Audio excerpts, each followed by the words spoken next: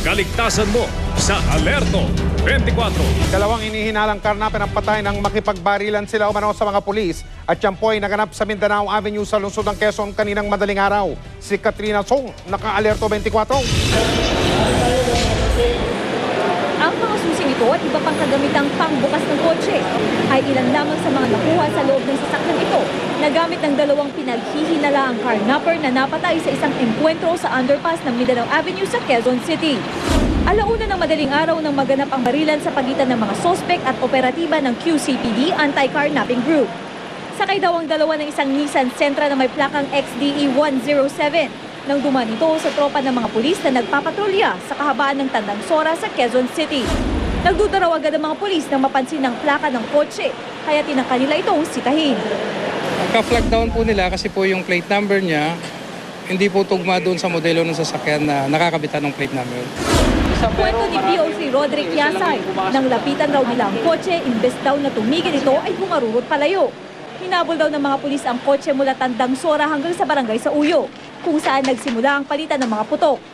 Naglabas ng baril nga, tapos nakipag-ambulan nga dito hanggang nakaabot nga dito sa ilalim ng underpass ng Mindanao. Nakumpiska sa dalawang sospek na di pa rin nakikilala hanggang sa ngayon ang dalawang baril na kalibre 38. Katrina Son, naka-Alerto 24. Inilabas na ang artist sketch ng isa sa dalawang suspect sa pagsabog sa lungsod ng Iligan noong Sabado. Isinantabi muna ngayon ng mga otoridad ang anggulong terorismo. Ang mga kaanak ng dalawang nasawi, humihingi naman ng katarungan. Mula sa lungsod ng Iligan, nakatutok live si JP Soriano. JP?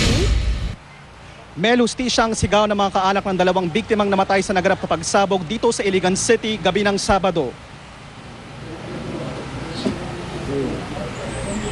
Ito ang footage na kuha ng CCTV Sabado ng gabi sa may bahagi ng Rojas Corner, Quezon Avenue sa Iligan City. Pasado alas 7:30 ng gabi, makikitang normal ang sitwasyon sa paligid. Sa kasamaang palad, hindi nakuha ng CCTV na ito ang aktwal na pagsabog at kung sino ang naghagis ng pasabog. Pero kita ang gulat ng mga tao, naglingunan at nagkagulo. Sa kuha namang ito ng CCTV ng isang computer shop malapit sa pinangyarihan, makikita ang apoy ng pagsabog. Maya-maya makikitang nagtakbuhan papasok ng shop ang mga natarantang tao, kabilang ng isang lalaking duguan. Wala mang nakuhang mukha ng suspect sa mga CCTV. May testigo naman nakipagtulungan sa pulisya. Ito ang katuwang ng Iligan Police kaya naisagawang artist sketch ng isa sa dalawang suspect na lulandaw ng motor. Di raw naka-helmet ang mga ito at kitang-kita raw ang suspect nang nagpagulong ang isa sa mga ito ng granada. Sa inisyal na investigasyon, natukoy ng EOD ng Iligan Police na M67 fragmentation grenade Apple type ang ginamit na pampasabog. Halimbawa, kung ang pumutok ay yung IED, so alam natin kung sino yung may signature na ganon, no? Tapos ito, kung ito lang ang klaseng granada na pumutok last Saturday, hindi talaga natin masabi na terroristic act yung purpose nila doon. So, focus tayo ngayon sa personal grudge. Dalawang patay at higit 20 ang sugatan dahil sa nangyaring pagpapasabog. Isa sa nasawi kinilalang si Jonel Dumalangan. 21 taong gulang na nagtamo ng malalim na sugat sa katawan. Ang ina ni Jonel halos di matanggap ang nangyari. Si Jonel daw ang katuwang niya para mabuhay ang pamilya kahit nag-aaral pa siya. Masakit, hindi ko matanggap ang nangyari sa aking anak. Sana masobra pa ang mangyari sa kanila. Buhay sa anak ko na walang kasalanan ang kinuha nila. Dapat sana mabigyan ng hustisya ng anak ko. Ang isa pang nasawi ay si DJ Hangad na 20 taong gulang din. Ulila na si DJ, kakagraduate lang daw nito at maraming pangarap sa buhay. Yung nagbumba na hindi na nila ulitin dahil masakit talaga sa Karamihan sa mahigit 20 sugatan nasa ospital pa at nagpapagaling. Pag sumabog, meron ng tao doon na nahiga na. Nasa kasada. Isa sa mga anggulong tinitignan ng pulisya ay rido o away pamilya. Ang NBI nag-iimbestiga na rin. Nag-alok ng 300,000 pesos na pabuya ang lokal na pamahalaan ng Iligan sa makapagtuturo ng salarin. Mel, habang buhay nang binago ang buhay ng mga biktima ng pagsabog nito, kaya ang dasal nila ang agarang aksyon at hustisya sa krimeng ito. Mel? Maraming salamat sa iyo, JP Soriano.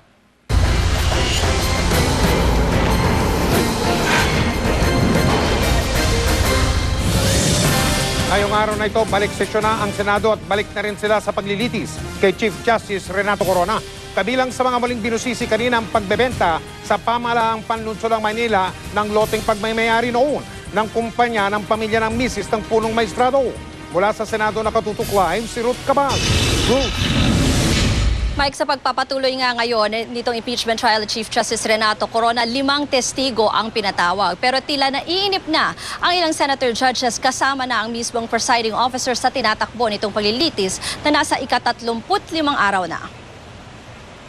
What I'm trying to avoid is we're cluttering this proceeding with so many collateral, irrelevant, immaterial issues. We're wasting time. Please go direct to the point so that we can finish this case. Present the defense of the respondent. Ito ang paulit-ulit na tugon ni Presiding Officer Juan Ponce Enrile kapag natatalakay ang mga issue na wala naman na raw silbi sa impeachment trial. Isa rito ang iba pang detalye sa pagbebenta ng City of Manila sa Basagidote Enterprises o BGEI, korporasyon ng pamilya ni Mrs. Cristina Corona, ng isang lote sa Maynila na nagkakahalagang 34.7 million pesos. Ang punto rito ng depensa, pinakitago lang daw kay Mrs. Corona ang perang pinambayad ng lote bilang trustee siya ng BGEI. Dahilan kung bakit di ito dineklara sa SALE ni CJ Corona. Nang bumalik kasi para sa cross-examination si dating Manila Mayor Lito Atienza na siyang alkalde nung nangyari ang bentahan, may tinutumbok ang prosekusyon na posibleng irregularidad daw sa nasabing transaksyon. And so what? If they paid 34,700,000, that is the only thing relevant into the impeachment case. If they overpriced, that's another issue. It has something to do with the statement, with the testimony of our good mayor. You are impugning his credibility. Okay. Kahit si Senator Miriam Defensor Santiago pinutol rin ang prosekusyon sa paulit-ulit raw na tanong kay Atienza tungkol sa magkakaibang kopya ng checking binayad kay Mrs. Corona na galing sa Commission on Audit. You cannot get the answer from this witness. You are forcing him to make a conclusion of fact when he has already testified for the record that he has nothing to do with the preparation of these documents. You're harassing the witness. That is what you are doing. I'm sorry, Your Honor. You should be sorry. That is not my intention. All right. We just tried our luck. If we can ask him, Your Honor. Bukod kay Atienza, sandali ring tumestigo si Attorney VC Kadangin, head ng BIR Law Division, para sabihing exempted sa pagbabayad ng capital gains tax ang BGEI para sa binenta nitong lote. 2 pang testigo ang tinawag kaugnay nito pero di na rin pinasalang pa dahil magpapatotoo lang naman daw sila sa mga dokumentong pwede na lang isumite sa korte.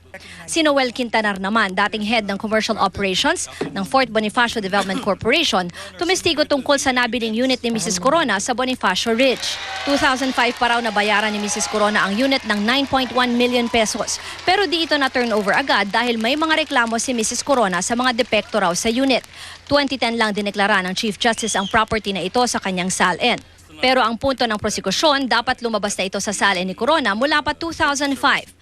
May suhestyon si Senator Jingoy Estrada para mas lalo pa raw mapabilis ang paglilitis. Kung talagang walang tinatago si Chief Justice Corona, bakit hindi lang siya ang dalhin nyo rito para siya mismo ang sumagot sa lahat ng mga alegasyon nitong prosecution panel laban kay Chief Justice Corona? Pati yung 10 milyon na naiulat, nailathala sa dyaryo, sagutin na rin niya. We cannot be bulldozed into presenting this witness because you like him to testify. Let us give him the opportunity to present witnesses. To tell you the truth, we are quite disappointed that the witnesses that you brought here this afternoon are people who are testifying about the collection of fees. What has that got to do with the impeachment? To identify records, what has that got to do with the impeachment trial? Mike, dyan sa issue ng $10 million account daw ni Chief Justice Corona, una na yang tinanggi ng kampo ni Corona. Samantala sabi ng defense, mga nasa 5 hanggang 6 na testigo na lang daw ang kanilang ipipresenta sa mga susunod na araw. Mike? Maraming salamat, Ruth Cabal. Good news para sa mga motorista. Susunod na rin ang ilan pang kumpanya ng langis sa oil price rollback na nagsimula nitong Sabado.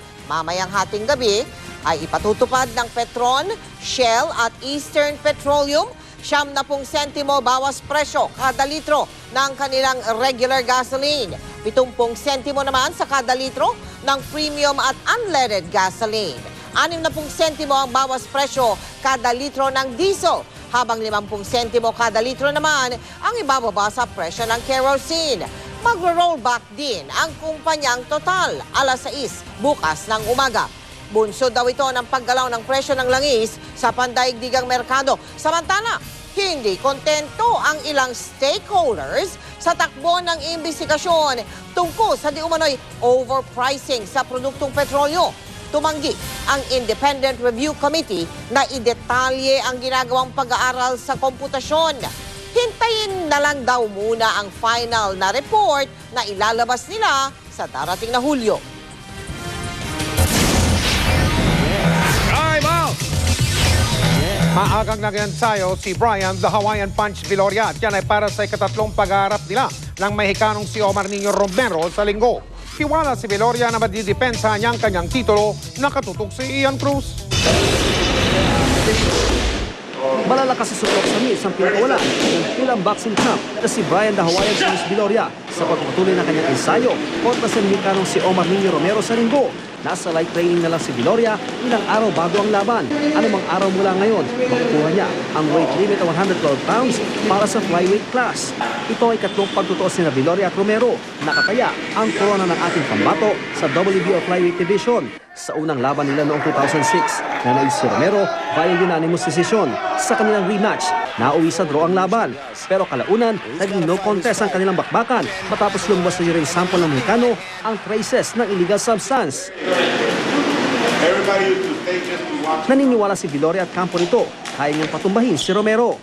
It's been a long time ago and I think I learned a lot in the sport for me to carry on to this next fight and try to use the tools I've garnered for the past couple of years. And just as long as I go in shape, which I am in shape, as long as I'm in that and focused and ready to go, then I shouldn't have any problems. Sa nakita ko, magandang kondisyon eh. Talang sa pawis pa lang, sa mga galaw niya talagang handang-handa eh. Present sa training ang miss ni Viloria na si Erica. 2010 pa ikinasal ang dalawa, pero dahil sa mga laban ni Viloria, hindi pa raw sila nakapag-honeymoon.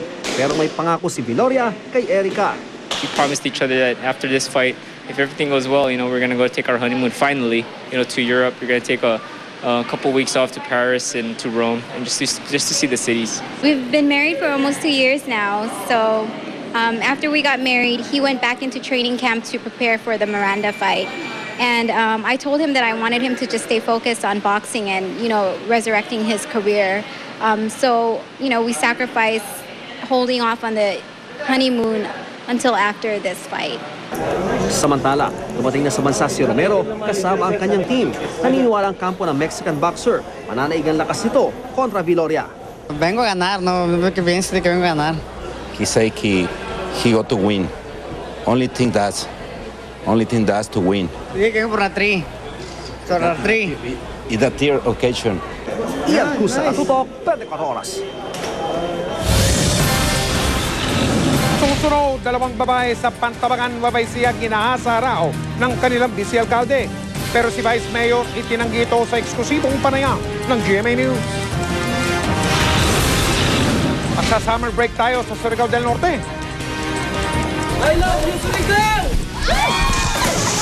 Tara! Dating Pangulong Joseph Estrada maglilipat pa na sa Maynila. Pagtakbo niya bilang alkalde ng lungsod, sigurado na ba?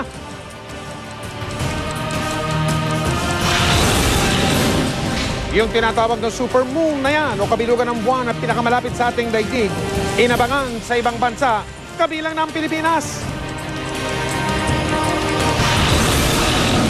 Amalia Fuentes, idinimanda si Rupa Gutierrez dahil daw sa libelo o libel. Tututukan natin pati na ibang mga balita dito sa 24 oras. Nakikita ako sa lahat ng chat.